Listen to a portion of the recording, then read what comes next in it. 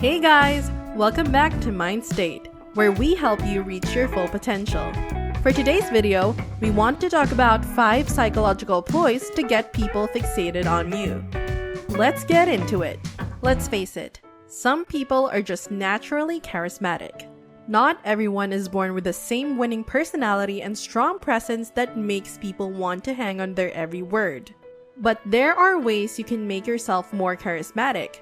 And if you're looking for a way to stand out in an interview or networking event, this is definitely one of them. So what does it mean to be charismatic? It means connecting with others and making them feel like they're the most important person in the room, while still being able to focus on yourself. It means having confidence in yourself, but also being able to put other people at ease. And it means speaking with passion, but not oversharing too much information about yourself or getting caught up in details of your personal life. Some people are gifted storytellers. They can lead a conversation by asking questions to which they already know the answer, so that the other person feels like the star of the show. If you're one of those people, then you probably don't need to worry about how to be a good conversationalist. You just need to find someone who's willing to listen. But if you're not quite as gifted in this area, here are some tips for becoming a better storyteller. First, teasing yourself like that makes people laugh and it shows confidence. If you're the one who initiates the joke, other people will follow your lead and tease you for it too. So if there's something about you that you're insecure about, being able to laugh at it will help you deal with it. I want to tell you a story about my friend. He used to be super insecure about his hair. It was brown and curly. So he was always worried that people would make fun of him for having rat tail or dishwater hair. One day, he was talking about this with his roommate, who told him something really important. You know what? You should tease yourself about your hair more often. My friend said that he didn't think anyone would find it funny if he did that. But his roommate pointed out that if he didn't even try to laugh at himself first, then no one else would either. Second, tease them with their less sensitive areas. The first step to getting over your fear of the dentist is to start with small steps. A lot of people who are afraid of the dentist have their own way of dealing with it. But one thing many of them do is start by teasing their less sensitive areas. It's like when you're learning a new dance move. You might start by doing it slowly and in a corner, and then gradually work your way up to doing it at full speed and in front of everyone. That's what we're talking about here. Teasing yourself with the idea of going to the dentist, maybe even just for a minute or two at first, until you get comfortable with it. Then you can start doing it longer, until eventually you're ready for full-on dental appointments. Third, tell stories in the present tense. Use a variety of voices to narrate your tale. If you want to tell a funny story, you need to practice speaking with enthusiasm and volume, incorporating a variety of voices as you read. One way to do this is to listen to people tell stories and mimic their tone and pace. Another way is to exaggerate one aspect of your story to get a laugh. If possible, try adding a visual component by smiling when you speak or using gestures. For example, if you're telling a story about how you got stuck in an elevator with someone else's poop, add some hand gestures, as if you're scooping something out of the elevator with your hands. Are you liking the video so far? Before we get back, don't forget to like, share and subscribe to our channel and click on the notification bell to get notified of our new uploads. Now let's get right back to it. Fourth, when you tell a funny story, pause at an exciting moment to build the suspense. Have you ever listened to someone tell a story and then felt like you were left hanging? It's a powerful feeling. A cliffhanger is a form of pause that can be used in storytelling, and it's one of the best ways to hold your audience's attention.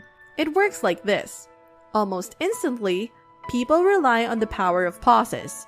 But even more, when we're telling serious stories, we tend to use a special kind of pause. The cliffhanger pauses. Sometimes it's only half a second long, but it grabs your attention. Here's a quick example.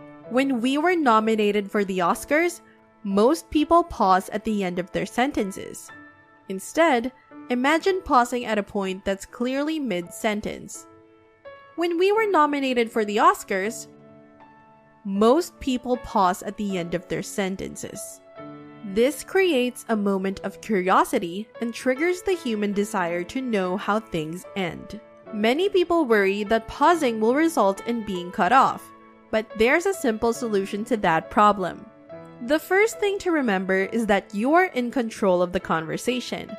You can ask questions, give your opinion, and ask for clarification, all without taking your mouth off the phone.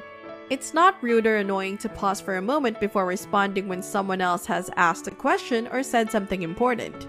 And if you do need to pause for a few seconds, it's totally fine to say, "Let me just take a breath," or "I'll get back to you on that." This goes for both sides of the conversation. Don't cut someone off if they're asking questions or pausing. If you do need to pause because of something outside of the conversation, like an emergency, then feel free. Just know that no matter what happens during your call, it doesn't mean you've been judged negatively by the other person. In fact, they'll probably appreciate the honesty. Fifth, good listeners follow standard listening advice like making eye contact and facing their bodies toward you. But there's more to being a good listener than just that. There are several ways to show people you're listening, which can make them feel valued and cared for. Here are 5 ways to show someone you're listening.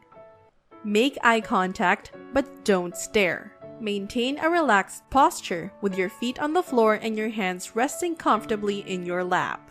Lean slightly forward so it feels like you're inviting the other person into your space, rather than keeping them at bay. Nod occasionally to show that you understand what they're saying without having to interrupt them or stop yourself from thinking about something else. Use body language that makes it clear that you're interested in what they have to say. For example, leaning forward slightly and nodding as they talk will help them feel heard. Want to make people enjoy talking with you? It's easy. Ask questions about things others don't often ask about and use the phrase, "Tell me more," at the end of your questions to elicit more thoughtful response. Let's say, for example, that you're talking with someone who works in marketing. You might say, "Hey, how did you get into marketing?" Or, "What made you want to work here?" Or even just, "What do you like most about your job?" Those are all good questions. The next thing you should do is listen closely as they answer. Really listen. You'll be amazed at what people have to say when they feel like their opinions matter. If they mention something interesting or specific to them, ask them more about it. "Tell me more about that." This will encourage them to give deeper answers than they would if you just ask them, "How does it feel working here?" When someone tells me something interesting about themselves, I always ask them about it because I find it so fascinating. But then again, maybe I'm weird like that. If you enjoyed this video, give it a thumbs up and share with your friends. What do you think about these 5 psychological ploys to get people fixated on you? We'd love to know. So leave a comment below. Also, don't forget to subscribe and be sure to check out our other videos as well. Thanks for watching. See you next time.